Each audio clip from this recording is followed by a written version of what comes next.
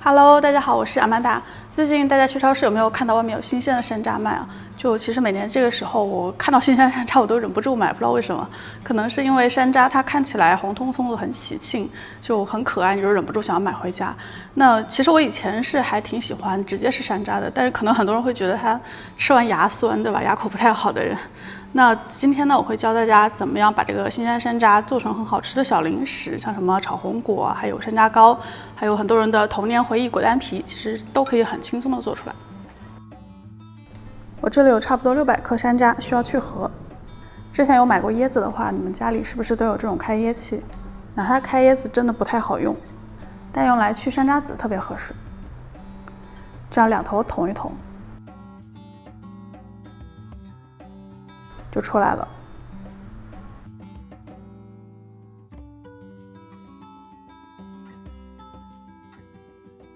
有的山楂籽特别多，要检查一下哦。里头有剩余籽的话，用筷子再捅一捅。没这个工具的话呢，下次喝奶茶可以多要一根吸管，拿这种粗的吸管也行，也是两头捅一捅就好了。吸管里堵住的可以用筷子捅出来。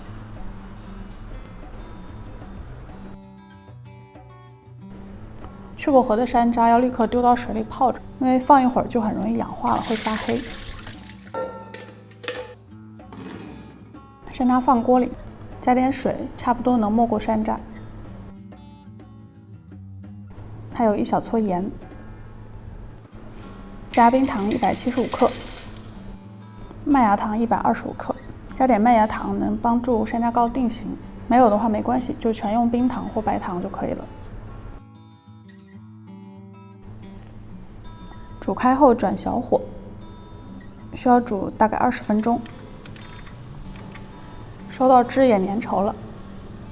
如果你做到这儿就感觉有点累了，没关系，停下来，直接盛出来冰镇之后，它就是炒红果，也是个很好吃的小吃。可以撒点干桂花。冷却冰镇后的炒红果颜色会变得更红艳一些。山楂已经煮到软软的了，酸酸甜甜的，汤汁也是冰凉酸甜的，吃得格外的解腻和开胃。如果煮完山楂感觉还不太累呢，我们接着来做后面的。用勺子碾压一下，感觉山楂已经非常的软烂，然后汤水也都比较粘稠了。可以直接用手持的搅拌机就在锅里把它打碎，或者家里有料理机的，放料理机里打也行。下一步就可以开始来炒这个山楂糕了。那炒山楂糕很重要的一点啊，请大家答应我，一定千万不要用铁锅，好吗？你用铁锅炒的话，它会发黑，就一定要用这种不粘锅。而且不粘锅很重要的一点是它的加热要很均匀。但我这次用的是德国菲舍的小黑锅，它采用的是太阳花复合锅底，导热快且均匀，防止你炒的时候炒焦。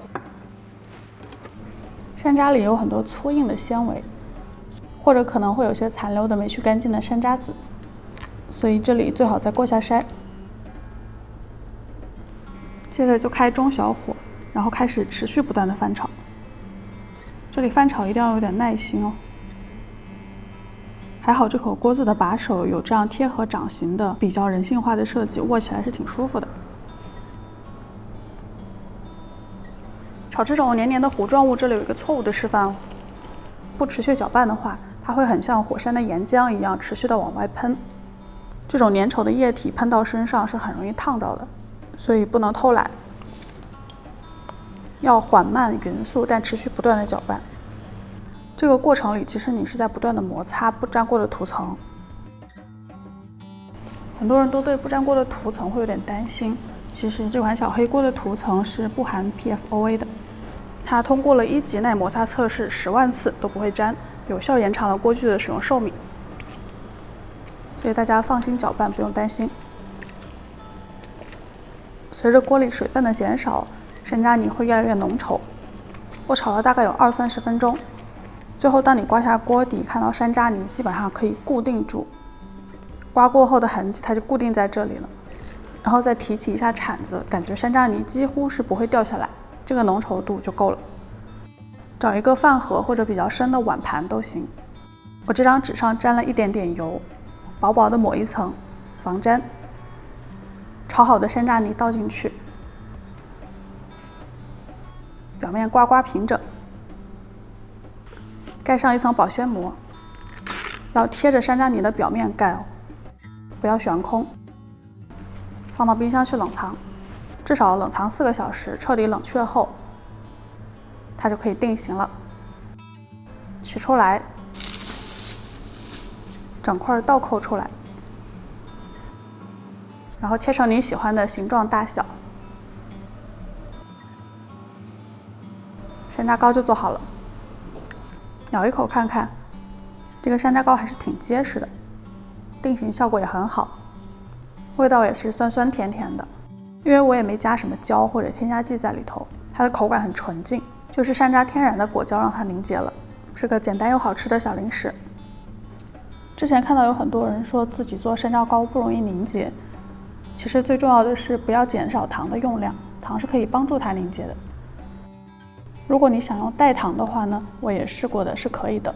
像这里差不多是100克的零卡糖，这是糖的总量的大概1/3，可以适当的减少一些糖的用量，但是注意代糖的比例不可以太高，超过1/3可能就会影响到山楂糕的凝结，最后可能就不成型了。如果你小的时候特别喜欢吃果丹皮呢，其实也就是比山楂糕多了1-2个步骤。炒山楂泥的时候需要再多炒一会儿，要比刚才炒山楂糕更干一些。你们可以回去看看刚才的，对比一下浓稠度。接着找一大张烘焙纸，山楂泥要稍冷却后放上去，纸合拢，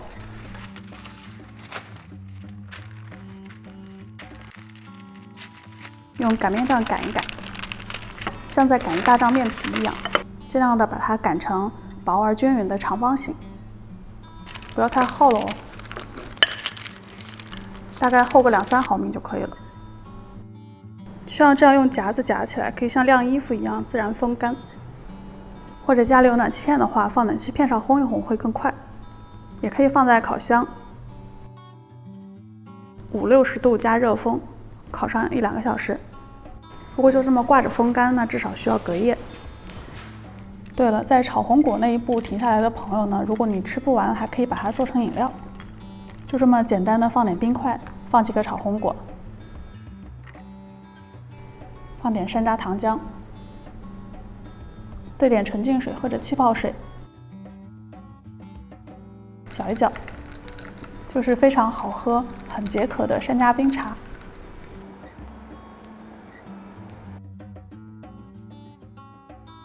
这个冰茶就做好了，喝口尝尝，还挺好喝的，就是酸酸甜甜的感觉。然后像刚刚我说过的，就是你可以用代糖，但是不能够全部用代糖，就是一部分代糖，降低它的糖的量是 OK 的。然后我觉得自己做的这个山楂糕还有炒红果，吃起来都比市售的甜度低蛮多的，所以可想而知，你在外面买的那些零食，其实糖的含量真的还蛮高的。大家吃的时候不要过量啊，就是稍微控制一下。然后这个果丹皮现在在晾干，然后到明天的时候我们才能把它卷起来。现在来看看我这个已经风干了1整天的果丹皮，揭开纸，能感觉到它已经有那种皮革的质感了，风干后也变薄了不少。卷起来就是果丹皮了，切成你喜欢的大小形状。自制的果丹皮我喜欢做的稍厚一点，这样嚼着吃特别有口感，微微的有点粘牙。这么随便裹起来，可以放1-2个星期，存在家里慢慢吃吧。那今天的节目就到这儿了。如果你正好最近买了很多山楂或者喜欢山楂的话，可以在家试试看。YouTube 的观众们，如果你们还想看我做什么菜，请在评论区给我留言。喜欢我的节目或者喜欢我本人，不要忘记点这里订阅我的频道，每周都会更新。咱们下周再见了，拜拜。